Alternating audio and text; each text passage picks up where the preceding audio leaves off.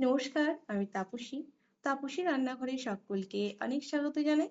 চলে এসেছি আবার একটি সম্পূর্ণ নতুন রেসিপিতে। আর আজকের রেসিপি ব্রেড দিয়ে তৈরি একটি দারুণ ডেজার্ট আপনাদের সামনে আমি পরিবেশন করব। তো দেখুন, তার জন্য এখানে আমি 7 পিস ব্রেড নিয়েছি। ব্রেড আপনারা যে কোনো ব্রেড নিতে পারেন। এবার ব্রেডগুলোকে আমি কেটে নেব। ব্রেডের সাইডে যে ব্রাউন অংশগুলো রয়েছে সেগুলো আমি কেটে বাদ দিয়ে দেব। চাইলে কিন্তু এগুলো নাও বাদ দিতে পারেন, তবে বাদ দেওয়ার কারণ দেখতে সুন্দর লাগবে শুধু তার জন্য। আর যে বাকি অংশগুলো কেটে দিচ্ছি সেগুলো কিন্তু একদমই ফেলে দেব না, সেগুলো দিয়ে কিন্তু ব্রেড ক্রাম্বস বানিয়ে নেব। তো দেখুন, ধারগুলো আমি কেটে একটা সুন্দর ডিজাইন করে নিচ্ছি, মানে সাইডগুলো কেটে দিচ্ছি। আপনারা চাইলে কিন্তু ছোট ছোট টুকরো করতে পারেন, ত্রিকোণ করতে পারেন, যেমন খুশি। এতে কিন্তু স্বাদের কোনো পরিবর্তন হয় না, একটু দেখতে অন্যরকম হয়, এটাই যা। তো সমস্ত ব্রেডগুলোই দেখুন আমি ঠিক একই রকম ভাবে কেটে নিয়েছি। এবার একটা প্লেটে রেখে দিলাম, বাকিগুলো কিন্তু আমি বলেছি ব্রেড ক্রাম্বস বানিয়ে নেবো। এবার একটা পাত্রে হাফ কাপ চিনি, হাফ কাপ জল দিলাম, দিয়ে দিলাম স্বাদের জন্য দুটো এলাচ। এবার এটাকে একটা শিরা বানিয়ে নেব। বেশি ঘনত্বের শিরা বানানোর প্রয়োজন নেই, ওই চিনিটা গলে যাওয়ার পর 2-1 মিনিট ভালো করে ফুটিয়ে নিলেই তৈরি হয়ে যাবে। এখানে কিন্তু অন্য শিরার মতো কোনো মানে বেশি তার হয়ে যাবে এমন কিছু করার দরকার নেই। কিন্তু চিনিটা গলে যাওয়ার পর 2-1 মিনিট ফুটিয়েই কিন্তু নামিয়ে দিতে হবে। দেখুন, এখানে কোনো তার হয়নি, ওই জাস্ট ফুটে গেছে। এবার এটাকে নামিয়ে রেখে দেব।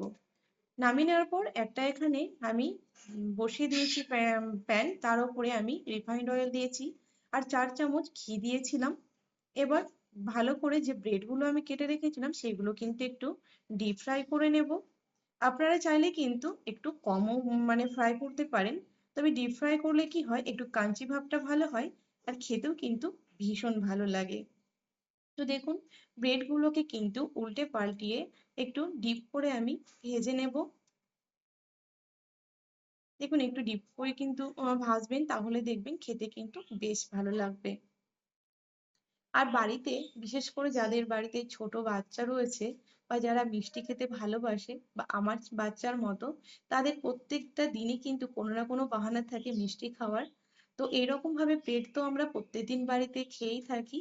তো এখান থেকেও কিন্তু কয়েকটা ব্রেড নিয়ে কিন্তু এইরকম ভাবে খুব সুন্দর একটা ডেজার্ট আপনারা বানিয়ে দিতে পারেন। তো দেখুন, সবগুলো একই রকম ভাবে আমি ডিপ ফ্রাই করে নেব। এবার হয়ে গেছে ডিপ ফ্রাই করা। এবার একটা কড়াইয়ের মধ্যে আমি অল্প একটু জল দিয়ে দিলাম। এবার আমি দিয়ে দেবো এখানে ফুল ক্রিম, 1/2 লিটার দুধ।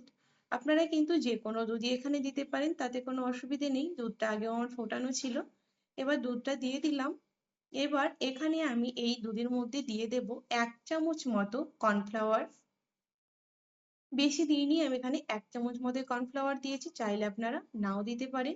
এবার ভালো করে খুন্তি দিয়ে আমি এখানে মেশাতে লাগবো, নয়তো নিচে কিন্তু, যেহেতু এখানে কর্নফ্লাওয়ার দেওয়া আছে, ভেতরে কিন্তু নিচে ধরে যেতে পারে। আর এখানে দুধটা কিন্তু এখন রয়েছে একদম মিডিয়াম আছে। তো ভালো করে নাড়তে থাকতে হবে, ওপরে যেন দুধের একদম সরটা না পড়ে যায়। তো খুব সুন্দরভাবে এখানে আমি একটা রাবড়ি বানিয়ে নেব।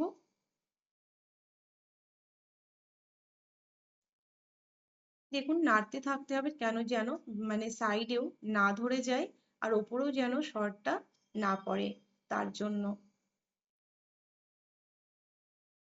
নাড়তে নাড়তে কিন্তু দুধটা অনেকটাই কমে আসবে। এবার এই মুহূর্তে আমি দিয়ে দিলাম অল্প একটু পরিমাণ মতো কনডেন্স মিল্ক। আপনারা চাইলে কিন্তু এখানে বেশি কম দিতেই পারেন। এখানে গুঁড়ো দুধের ব্যবহারও করতে পারেন, যেহেতু এখানে আমি কনডেন্স মিল্ক ব্যবহার করেছি তার জন্য কিন্তু এখানে আমি গুঁড়ো দুধ দিইনি। এবার ভালো করে মিডিয়াম আঁচে কিন্তু আরো কমিয়ে নিয়ে একটা সুন্দর রাবড়ি আমি বানিয়ে নেব। যেহেতু আমি এখানে কনডেন্স মিল্ক ব্যবহার করেছি, তাই কিন্তু এখানে আমি খুব একটা চিনি ব্যবহার করলাম না। মোটামুটি এখানে আমি 1.5 চামচ মতো চিনি দিয়েছি, যেহেতু আমি চিনির সেরাটা বানিয়ে রেখেছি, তো সেটাতেই অনেকটা মিষ্টি হয়ে যাবে। এবার দেখুন, এখানে এই চিনির যে সেরাটা বানিয়ে রেখেছিলাম তার মধ্যে একটা একটা করে আমি ব্রেড দিয়ে নিচ্ছি আর ভালো করে কিন্তু ভিজিয়ে নিচ্ছি সেরার মধ্যে। এটাতে কিন্তু একটা কাঞ্চি ভাবও থাকে আর এর সেই ব্রেডটার মধ্যে কিন্তু অনেকটা মিষ্টিও মানে ঢুকে যায়, তাতে কিন্তু বেশ ভালো লাগে খেতে। তো একটা একটা করে এই ব্রেডগুলোর মধ্যে কিন্তু আমি এই শিরাটার মধ্যে ব্রেডগুলোকে আর কি চুবিয়ে নেব। দেখুন দেখেই কতটা ভালো লাগছে, খেতে কিন্তু ভীষণ ভালো লাগে। আপনারা কিন্তু এরকম ভাবে বাড়িতে বানিয়ে আমাকে জানাবেন। দেখবেন একবার যদি এরকম ভাবে ব্রেডের এই রেসিপিটা খেয়ে মানে বানিয়ে খান, তাহলে কিন্তু সত্যিই এই শাহী টুকরার প্রেমে পড়ে যাবেন। এই মুহূর্তে এবার গ্যাসটা আমি বন্ধ করে ঠান্ডা করে নেব। এবার দেখুন একটা প্লেটের মধ্যে সবটাই সাজানো হয়ে গেছে আর রাবড়িটাও অনেকটা ঠান্ডা হয়ে গেছে। এখন কিন্তু কুসুম গরম রয়েছে, এই দিতে দিতেই কিন্তু একদম ঠান্ডা হয়ে যাবে আর এটাও কিন্তু অনেকটা ঘনত্ব হয়ে যাবে। এবার এখানে কিছুটা আমি পেস্তা নিয়েছি, পেস্তাটা এবার ব্রেডের ওপরে আমি এখানে গ্রেটারে করে গ্রেট করে নেব। এতে দেখতেও খুব সুন্দর লাগে আর খেতেও কিন্তু বেশ ভালো লাগে। পেস্তাটা যখন মুখে পড়ে তখন কিন্তু অসম্ভব ভালো লাগে আর দেখতেও দেখুন কতটা সুন্দর লাগবে। আপনারা চাইলে এই গার্নিশিং এর জন্য কিন্তু আমন্ডও ব্যবহার করতে পারেন, তবে আমন্ডটা দিলে একটু ফ্রাই করে নেবেন, তাহলে কিন্তু বেশ ভালো লাগবে। তো আমার রেসিপি যদি আপনাদের ভালো লেগে থাকে তাহলে কিন্তু একটু লাইক শেয়ার করে দেবেন আর কমেন্টে কিন্তু আমাকে অবশ্যই জানাবেন এই শাহী টুকরা রেসিপি আপনাদের কেমন লাগলো। ভালো লাগলে আপনারাও বাড়িতে বানাবেন আর খেয়ে আমাকে সেটাও জানাবেন কেমন হয়েছিল। আর আমার এই রেসিপি যদি আপনারা ইউটিউব চ্যানেল থেকে দেখে থাকেন তাহলে প্লিজ আমার চ্যানেলটিকে সাবস্ক্রাইব করবেন আর পাশে থাকা বেল আইকনটি প্রেস করবেন যেন আমি নতুন ভিডিও আপলোড করার সাথে সাথে নোটিফিকেশন প্রথম আপনাদের কাছেই পৌঁছে যায়। আর যদি ফেসবুক পেজ থেকে দেখে থাকেন তাহলে প্লিজ পেজটিকে ফলো করে দেবেন। দেখুন রাবড়িটা একদম ঠান্ডা হয়ে যাওয়ার সাথে সাথে কিন্তু একদম জমে গেছে।